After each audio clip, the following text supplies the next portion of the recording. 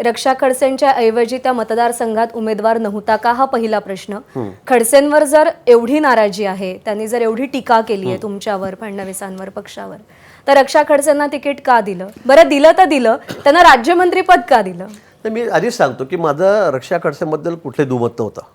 तुम्ही देवेंद्रजींना विचार, कोणाला विचारू शकता, माझं कुठे दुमत नव्हतं की यांना तिकीट तरी ठीक आहे. ती खूप फिरायची, काम करायची, तिच्याबद्दल पब्लिक कॉन्टॅक्टमध्ये असायची, तिच्याबद्दल माझ्या मनात तिची खरं अवस्था दोघींकडे आता काय करून काय नाही अशीच होती खरं म्हणजे घरात आलं की ते बाहेर आमच्याकडे आलं की मग आम्ही त्याची गंमत घ्यायचो, कधी कधी बोलायचो तिला, मुद्दाम बोलायचो, हे चाललेलं होतं. म्हणून माझं रक्षा खडसेंबद्दल कुठेही तिकीट देऊ नका म्हणून दुमत नव्हतं, कुठे दुमत नव्हतं.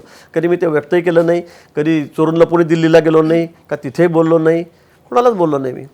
तो विषयच नाही आमच्याकडे. तिला तिकीट मिळालं, तिच्या नशिबाने तिला राज्यमंत्रीपदही मिळालं, तिकडचं मंत्री झाली ती ठिकाणची, आम्हाला त्याबद्दल काही आकस नाही.